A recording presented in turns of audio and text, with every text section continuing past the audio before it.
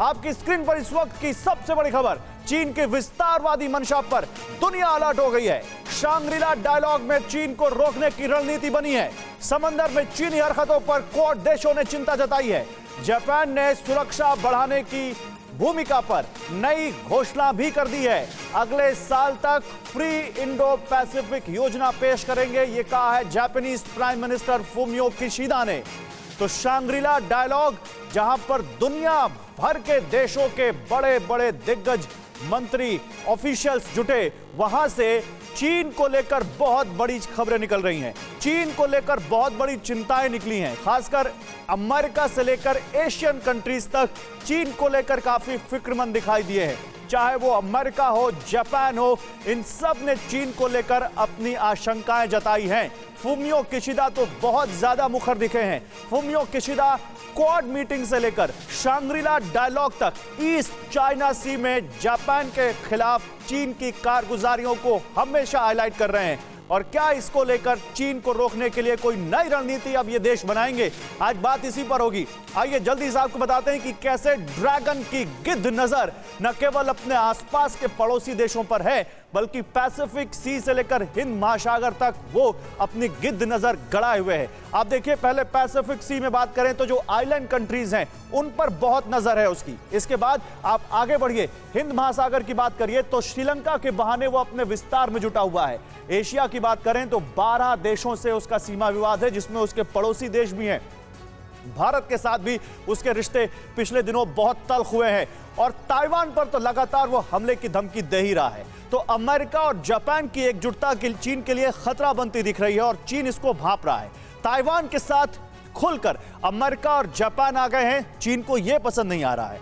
जमीन से समंदर तक चीन अपना विस्तार चाहता है, यहां तक कि अगर इसको स्पेस से भी जोड़ दें तो भी गलत नहीं होगा। स्पेस तक में चीन अपनी सुप्रीमेसी चाहता है। लेकिन क्या चीन को लेकर जताई गई इन चिंताओं का कोई हल है, या चिंता समुद्र की लहरों की तरह एक बार जाएंगी, तट से टकराएंगी और फिर वापस आ जाएंगी और कहीं कोई हल नहीं? जनसेना शांग्रीला डायलॉग माना यह गया कि शायद हो सकता है कि दुनिया भर के दिग्गज अगर यहां जुट रहे हैं तो कोई बर्फ पिघलेगी।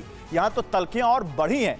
अमेरिकी रक्षा मंत्री और चाइनीज रक्षा मंत्री की जो टोन है वो तो ये बताती है कि बहुत, और जो फूमियो किशिदा कह रहे हैं कि यूक्रेन जैसी वॉर एशिया में भी जल्द हो सकती है, ईस्ट एशिया में हो सकती है, ये तो चिंता बढ़ाता है। और देखिए गौरव, जो आप बात बता रहे हैं, पूरे विश्व के अंदर में जिस तरह से चीज़ें बदल रही हैं, एक जियो स्ट्रेटजिक शिफ्ट हो रही है। और ये जियो स्ट्रेटेजिक शिफ्ट ऐसा माना जाता था कि 21वीं सदी में ये इंडो पैसिफिक में ही रहेगी, मगर ये ट्रांस अटलांटिक में जो आप देखें यूक्रेन के अंदर में हुआ, वो एक तरह का स्ट्रेटेजिक टाइमिंग का एक स्ट्रोक था जो रशिया ने शुरू किया बैलेंसिंग ऑफ पावर के लिए, मगर वो शिफ्ट होकर के इंडो पैसिफिक में ही जाके सेटल होगी।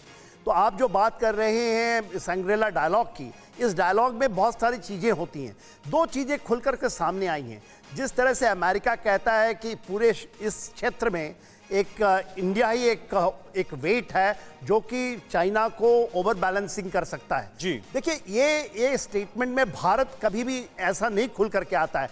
कभी भी हम नहीं चाहते हैं कि हम चाइना को ऐसे बैलेंसिंग करें। इनफैक्ट अभी जब आप नहीं आए थे तो मैं प्रोफेसर अमिताभ जी से यही बात कर रहा था कि अमेरिका क्या ये चाहता है कि भारत यूक्रेन बन जाए?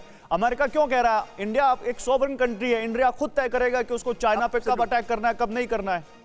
देखिए, बहुत बड़ी बात है। इंडिया कभी भी, देखिए, आप इसको ऐसे फ्रंटलाइन स्टेट लगा के, इंडिया फ्रंटलाइन स्टेट नहीं बनेगा यहाँ पर इस क्षेत्र के ऊपर में। जिस तरह से यूक्रेन को उन्होंने बनाया है, भारत बहुत बड़ी शक्ति है। और केवल नहीं, जिस तरह से शक्ति केवल मिलिट्री पावर और कॉम्प्रिहेंसिव नेशनल पावर है हमारे पास, जिस तरह से आर्थिक तरीके से भी हम निकल रहे हैं, हमारे पास जो मैन पावर है, जो 1.5 बिलियन यूथ की, वो शक्ति आने वाले समय में। लेकिन फिर भी इसको और डिकोड करते हैं। जो आप कह रहे हैं वो मानता हूं मैं, डेमोग्राफिक हमारे पास जो पावर है बहुत बड़ी पावर है, हमारे पास इकोनॉमिक पावर बहुत बड़ी पावर है, बहुत बड़ा मार्केट है, लेकिन उसके बावजूद टेंशन चाइना से कम नहीं हो रही है। इस बीच शांग्रीला डायलॉग में अगर अमेरिका ये कहे, प्रोफेसर अमिताभ जी, कि इंडिया ही है जो एशिया में चाइना को रोक सकता है, तो इसका क्या मतलब है? क्या वो चाहते हैं कि इंडिया और चाइना की वॉर हो जाए, या वो ये बताना चाहते हैं कि चाइना के बरक्स उन्होंने इंडिया को चुन लिया है चाइना पर प्रेशर बनाने के लिए एशिया में?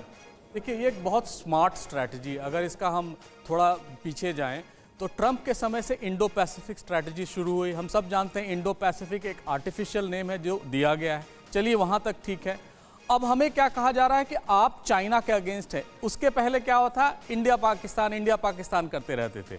लेकिन चूंकि अब एक चाइना एक बहुत बड़े पावर की तरह उभर रहा है, हम सब जानते हैं एक टेक्नोलॉजी और जिसको कहते हैं डिसरप्टिव पावर की तरह उभर रहा है, उस पर हमें बहुत ध्यान से और बहुत फूंक फूंक कर कदम उठाना होगा। भारत ने एक बहुत अच्छी चीज क्या की है कि क्वाड को उसने एक सिक्योरिटी डायलॉग की तरह बनाया है। एक नेटो की जो बात हो रही थी उसको बनने नहीं दिया रहा है। हमारी जो फॉरेन पॉलिसी है वो नॉन अलाइनमेंट से मल्टी अलाइनमेंट की तरफ बढ़ रही है, जो कि बहुत इंपॉर्टेंट है। भारत बहुत मजबूत है, ये हम सब जानते हैं। इन सब चीजों को एक्सेप्ट करते हुए इस बात से तो नहीं नकार सकते ना कि चाइना इंडिया के खिलाफ लगातार साजिशें रचता है। इस बात को तो नहीं नकार सकते ना कि चाइना हमेशा कोशिश करता है भारत की जमीन हड़पने की। हमेशा चाइना भारत के खिलाफ दुनिया के जो दुश्मन है भारत के दुनिया में उनकी मदद करता है। तो चाइना एक थ्रेट है, इससे इनकार तो नहीं कर सकते। भले अमेरिका की स्ट्रैटेजी में अमेरिका जो कह रहा है, अमेरिका फ्रंटलाइन स्टेट बनाना चाह रहा है, वो ना बने, लेकिन हमें चाइना का एक खतरा सामने तो दिख रहा है। उस पर कैसे हम आगे बढ़ें, इस पर तो बात करनी होगी। परवाह देश की, सोमवार से शुक्रवार रात 10 बजे TV9 भारतवर्ष पर।